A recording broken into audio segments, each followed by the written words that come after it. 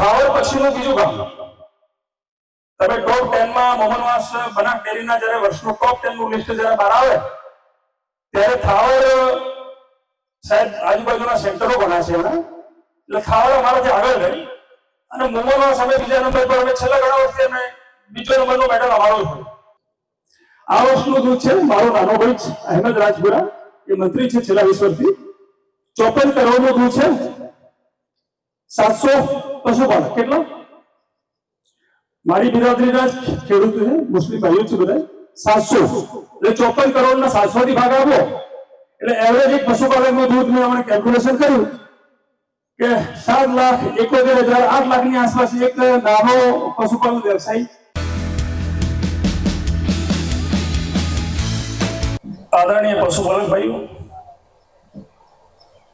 આદરણીય એકતા ફાઉન્ડેશન, આદરણીય મંચ, બધાને મારા વતી સલામ અને નમસ્કાર. નાની ઓળખાણ આપી દઉં મારી. મારું નામ છે ડોક્ટર હબીબભાઈ રાજપુરા. બનાસકાંઠા જિલ્લાના અંબાજી હાઈવે પરના મોમનવાસ ગામનો હું વતની છું. દોલતીવાડાથી 1992 ગ્રેજ્યુએટ થયો. કોલેજ નજદીક હતી, આણંદમાં મળતું હતું, પણ મેં કોલેજ સિલેક્ટ કરી દંતીવાડા. મોમનવાસની નાની ઓળખાણ આપી દઉં મોમનવાસ ગામની. મન સંચાલન મોતીભાઈ બતાવ્યું કે અહીંયા ભેસાણા કુવાડાના ખેડૂતો છે, આકોડીના ખેડૂતો છે, સિરોઈના ખેડૂતો છે, થરાદ બેણપથી આવેલા છે ખેડૂતો. નોકરીની પહેલી શરૂઆત આ ધરતી, એકચ્યુઅલી આ ધરતી આજે પોકાર કરી હતી મને આવવા માટે. ઉઠી મને આવવા માટે ઘરે આવ્યો તો સાહેબે કોલ કર્યો. હું આજે ફ્રી હતો તો એકચ્યુઅલી મને જ્યારે મોકો મળે ત્યારે આ મોકાનો કેસ કરતો રહું છું.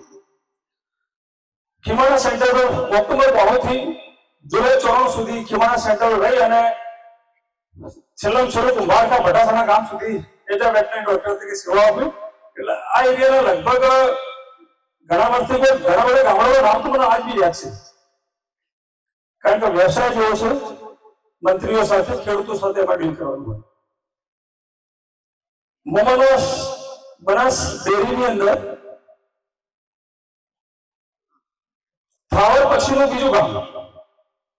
તમે ટોપ 10 માં મોહનવાસ બનાસ ડેરીના જ્યારે વર્ષનું ટોપ 10 નું લિસ્ટ જ્યારે બહાર આવે ત્યારે થાવર સાહેબ આજુબાજુના સેન્ટરો બના છે એના, એટલે થાવર અમારાથી આગળ રહી અને મોમનવાસ અમે બીજા નંબર પર, અમે છેલ્લા ઘણા વર્ષથી અમે બીજો નંબરનો મેડલ અમારો જ હોય. આ વર્ષનું દૂધ છે મારો નાનો ભાઈ અહેમદ રાજપુરા, એ મંત્રી છે છેલ્લા 20 વર્ષથી. 54 કરોડનું દૂધ છે, 700 પશુપાલક. કેટલા? મારી બિરાદરીના ખેડૂત છે, મુસ્લિમ ભાઈઓ છે બધા, 700. એટલે 54 કરોડના 700 થી ભાગ આપો એટલે એવરેજ એક પશુપાલકનું દૂધ મેં હમણાં કેલ્ક્યુલેશન કર્યું કે 7,71,000 8 લાખની આસપાસ એક નાનો પશુપાલન વ્યવસાય. એવરેજ 54 કરોડ એટલે મારા માટે ગૌરવ લેવાની વાત છે. હવે પશુપાલન વ્યવસાય માટે કોઈ સુરતથી આવ્યો છે, કોઈ માંડવીથી આવ્યો છે, પશુપાલન વ્યવસાય રૂપે તમે લોકો તો તમારી રીતે સારું કરો છો. આબિદભાઈ ખેડૂતોના અનુભવ, એમનો અનુભવ હું જ્યારે જોયો, એમને જ્યારે હ્યુમિડિટીની વાત કરી, હ્યુમિક એસિડની વાત કરી એટલે તાજું થઈ ગયું કે એગ્રીકલ્ચર સાથે પણ અનુભવ હોય છે. એકચ્યુઅલી હંમેશા ઇન્સાન જીવનમાં અનુભવથી શીખતો હોય છે. પશુપાલનનો વ્યવસાય રૂપમાં લેવું હોય, મારી પાસે 12 મિનિટ છે ખાલી, બધા હું ભાષણ નથી આપવાનો. તો આપણે ખાનદાન શબ્દ સાંભળે, નસલ શબ્દ સાંભળી કરે લોકો. નસલ ભેડ, ઇંગ્લિશમાં ભેડ કહેવામાં આવે, નસલ. ગુજરાતીઓ બધા પશુપાલક ભાઈઓ મને બતાવો છે, આપણી પાસે ગુજરાતીઓ પાસે ભેંસોની કઈ નસલો છે બતાવવાનું નથી. કોઈ બતાવે છે મને રસોની નસલો જે કુદરતે આપણને આપી છે, જે કુદરતે આ ધરતીમાં પેદા કરી છે. ભારતની 6 નસલોમાં અમારી પાસે ભેંસોની કઈ નસલો છે? ભાઈ પ્રમુખ બંને એકચ્યુઅલી પોકેટ કેરેક્ટર છે, બંને પણ લેટેસ્ટ હવે રજીસ્ટર થઈ ગઈ, ભારત સરકારમાં રજીસ્ટર બંને પણ થઈ ગઈ હોય. બાકી મહેસાણી, સુરતી, જાફરાબાદી, મતલબ પહેલેથી જે ધરતીની અંદર ભગવાન તરફથી તમારો હાથ પકડેલો હોય 3 નસલો તમારી પાસે છે. નાગપુરી, પંઢરપુરી એ આપણા જોઈ નથી. એટલે તમારી પાસે નસલ તો ભગવાને તમને પહેલેથી, ખાનદાન તો ભીડ તો તમને પહેલેથી આપી દીધી છે, પણ નંબર 1 વાળી ભીડ કઈ? પહેલા નંબરની ભેંસોમાં નસલ કઈ? મુરા. એનું જન્મસ્થાન કયું? પંજાબ, હરિયાણા. જીવનમાં ક્યારે જવાનું થાય? Experience is the best teacher. અનુભવ વગર એકવાર રાઉન્ડ મારીને આવશો બેસો તો તમે કહેશો કે તમારું સીઇંગ ઇઝ બિલીવિંગ. અર્થશાસ્ત્રનો એક નિયમ હોય છે, સીઇંગ ઇઝ બિલીવિંગ. નજરથી જોશો તો કદાચ બદલાવ ઘણો ફાસ્ટ આવી જશે તમારો. હવે મહેસાણા, સુરતી, જાફરાબાદ તો મારી પાસે ઓલરેડી છે, પણ નંબર 1 પર તો એવરેજ 305 દિવસનું દૂધ એવરેજ ફેટ કાઢવામાં આવે તો મોરા નંબર 1 પર આવે છે.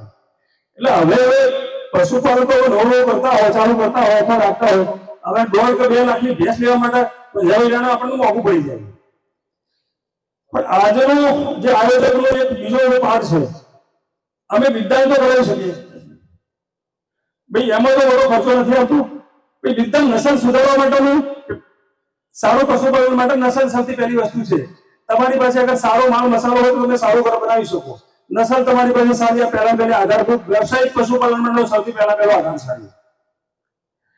એટલે બીજદાન ઓછા ખર્ચાની અંદર તમે તમારી ઈચ્છા હોય ત્યાંથી ભારતમાં કોઈ પણ જગ્યાએથી ફોરેનથી બીજ તમે મંગાવીને તમે વિધાન કરી શકો. એટલે એ તો કરી શકાય, એ બદલાવ તો લાવી શકાય.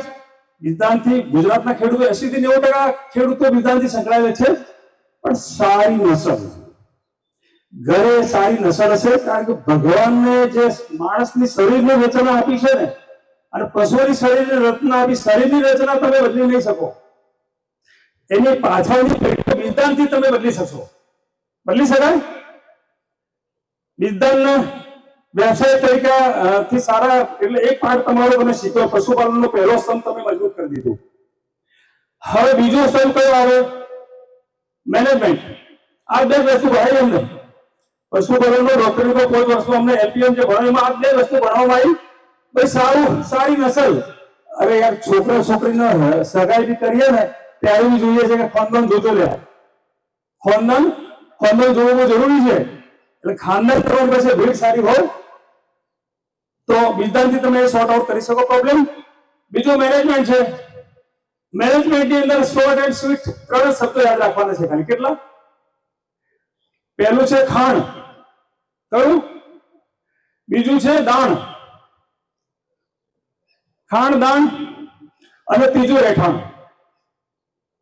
એટલે મેનેજમેન્ટ બધું એમાં આવ્યું. ખાણ, દાણ અને રહેઠાણ.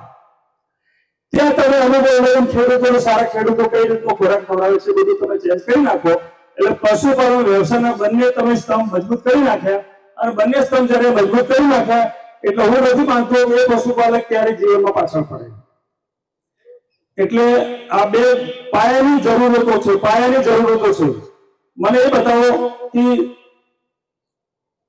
4 ભેંસો